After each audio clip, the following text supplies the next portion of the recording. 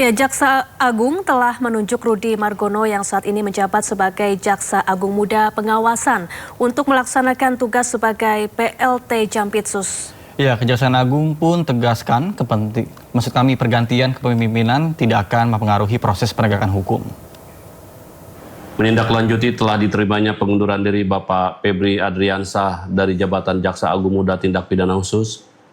Bapak Jaksa Agung telah menunjuk Dr. Rudy Margono yang saat ini menjabat sebagai Jaksa Agung Muda Pengawasan untuk melaksanakan tugas sebagai pelaksana tugas Jaksa Agung Muda Tindak Pidana Khusus. Penunjukan tersebut dilakukan berdasarkan Surat Perintah Jaksa Agung nomor 76 tahun 2026 sebagai langkah untuk menjamin kesinambungan pelaksanaan tugas, fungsi, dan kewenangan di lingkungan Jaksa Agung Muda Tindak Pidana Khusus sampai ditetapkannya pejabat definitif. Kami tegaskan bahwa pergantian kepemimpinan ini tidak akan mempengaruhi proses penegakan hukum.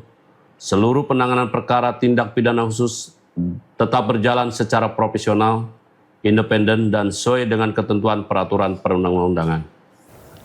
Pemirsa, usai Febri Adriansah ditetapkan sebagai tersangka, Jaksa Agung ST Burhanuddin menunjuk Rudy Margono menjadi PLT atau pelaksana tugas Jampitsus. Ya, Rudy Margono diketahui menjabat sebagai Jaksa Agung Muda Bidang Pengawasan atau Jamwas Kejagung. Ditunjuk sebagai PLT Jampitsus itu kapan, Pak? Kamis sore atau bagaimana, Pak? Hari ini tadi. Hari ini tadi? Iya. Dini hari berarti, Pak? Soalnya pengumumannya dini hari atau seperti apa, Pak? Kenapa? Jam berapa tepatnya, Pak, menerima telepon? Pak, pengumuman dini hari. Oh, dini hari ya? Didapat telepon dari Jaksa Agung langsung atau bagaimana? Ya, itu kan teknis ya. Yang jelas kami ditunjuk amanah dari Tuhan melalui Pak Jaksa Agung untuk melaksanakan tugas teknis manajerial di Jampitsus. Bapak FA-nya di mana, Pak? Selanjutnya akan bagaimana, Pak, soal penegakan hukum di Jampitsus? Apa yang akan jadi pokok utama? Ya, nanti kita kumpulkan teman-teman di Jampitsus, Pak Ses Jamada juga. Kita verifikasi mana-mana yang prioritas diselesaikan dulu, utamanya kasus yang dugaan ini. Kemudian yang lebih penting adalah asset recovery dalam penanganan tindak pidana korupsi. Ya, Rudy Margono ditunjuk sebagai pelaksana tugas Jaksa Agung Muda Bidang Tindak Pidana Khusus menggantikan Febri Adriansyah yang mengundurkan diri. Ya, Rudy pernah menjabat Kabadiklat Kejagung dan Kejati DKI Jakarta.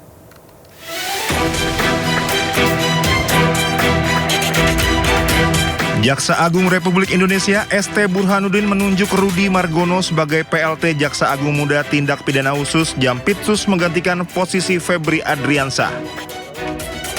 Penunjukan tersebut dilakukan setelah Febri Adriansah mengundurkan diri dari jabatan Jampitsus.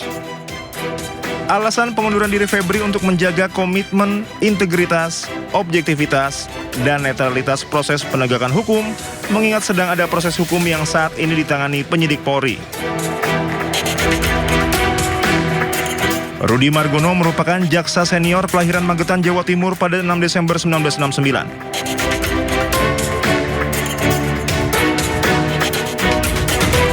Ia menempuh pendidikan sarjana hukum di Universitas Brawijaya pada 1992, kemudian meraih gelar magister hukum dari Universitas Gadjah Mada pada 2002.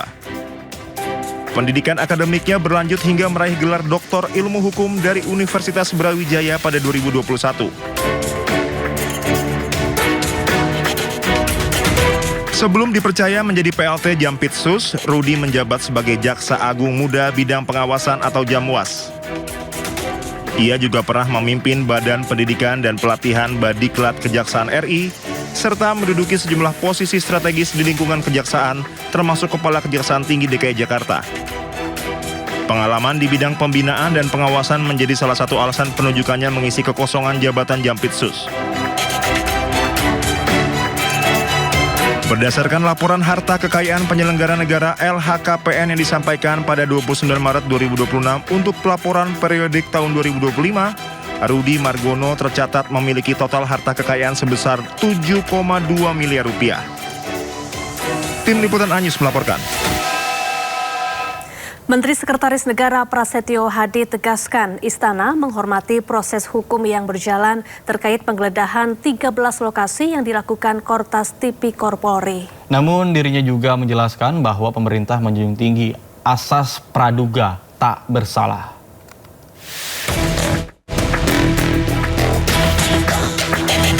Istana melalui Menteri Sekretaris Negara Prasetyo Hadi merespon penggeledahan 13 lokasi yang dilakukan Korps Pemberantasan Tindak Pidana Korupsi Polri terkait kasus korupsi besar. Dalam keterangan pers hari Jumat, Mensesnek tegaskan Presiden Prabowo Subianto memiliki komitmen yang sangat kuat dalam pemberantasan korupsi.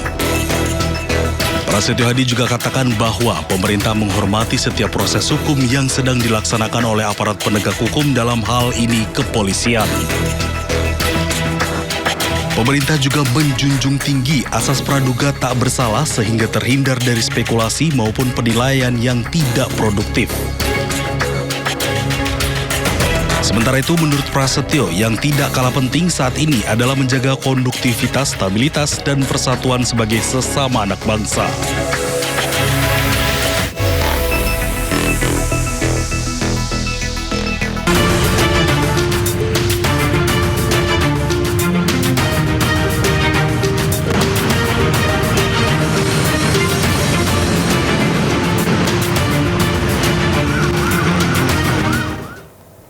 Ya pemirsa, saatnya kita simak pantauan lalu lintas pada hari ini dan kami telah terhubung dengan Bribka Satria dari NTMC Polri yang kini berada di kawasan Patung Senayan, Jakarta Selatan. Ya, selamat pagi Bribka Satria, bagaimana pantauan arus lalu lintas dari tempat Anda melapor saat ini?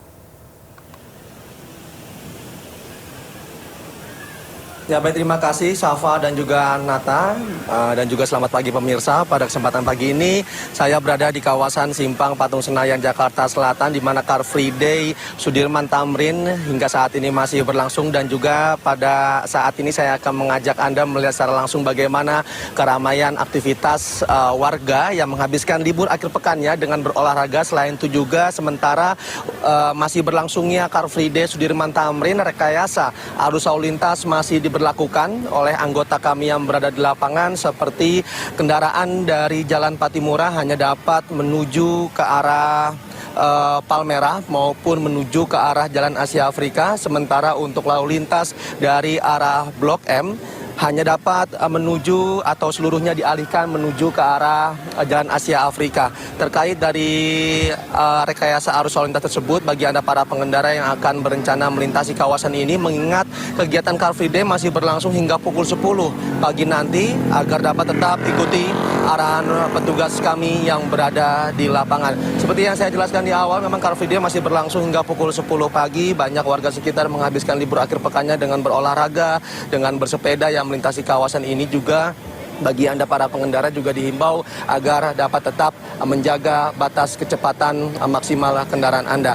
Untuk lalu lintas yang akan menuju ke arah Senayan ataupun yang akan menuju ke arah Sudirman, hingga saat ini masih sementara diberlakukan pengalihan arus lalu lintas. Seluruhnya kendaraan dialihkan menuju ke arah Jalan Hang Tua Raya maupun Jalan Hang Tua 1. Selanjutnya nanti akan bermuara di Jalan Asia Afrika dan juga dapat melanjutkan perjalanan menuju ke daerah sesuai dengan tujuan Anda.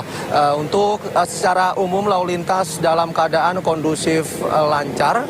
Untuk rekayasa arus lalu lintas ini berlangsung hingga pukul 10 pagi nanti. Selain itu juga perlu kami informasikan, pada pagi tadi juga sempat adanya event lari dari Vision Run yang diberlakukan beberapa rekayasa arus lalu lintas juga di sekitar kawasan Patung Senayan di tempat saya melaporkan. Namun untuk kegiatan event lari tersebut belum lama saja sudah berakhir. Untuk lalu lintas yang tadinya rute Transjakarta sempat diberlakukan pengalihan, untuk saat ini sudah diberlakukan normal. Selain itu juga perlu kami informasikan berdasarkan data IRSMS Korlantas Polri, angka kecelakaan lalu lintas di seluruh Indonesia selama 1x24 jam sepanjang hari kemarin telah terjadi kasus kecelakaan sebanyak 217 kasus kecelakaan, dengan rincian yaitu 17 meninggal dunia, 30 korban luka berat dan juga 322 korban luka ringan. Dari total kasus tersebut, sebanyak 30%-nya terjadi karena kecerobohan pengemudinya. Terkait dari masih banyaknya kasus kecelakaan di setiap harinya, kami dari kepolisian tidak bosan-bosan menghimbau kepada seluruh elemen masyarakat mengingat keselamatan berlalu lintas ini bukan hanya tanggung jawab kami selaku petugas polisi lalu lintas di lapangan, namun merupakan tanggung jawab seluruh pengguna jalan. Dan terkait dari itu, kami mengingatkan akan pentingnya kesadaran, akan pentingnya tertib berlalu lintas dimanapun Anda berada, dikarenakan dengan tertib berlalu lintas merupakan salah satu upaya kita untuk menyelamatkan anak bangsa. Informasi selengkapnya silakan hubungi call center kami di nomor 1500669 dan juga melalui WhatsApp center di nomor 085871500669. Stop pelanggaran, stop kecelakaan, keselamatan milik kita bersama. Demikian informasi yang dapat disampaikan, semoga bermanfaat. Kembali ke Anda di studio. Ya, terima kasih Bribka Satria atas laporannya langsung dari kawasan Patung Senayan, Kebayoran Baru, Jakarta Selatan. Selamat bertugas kembali dan salam presisi.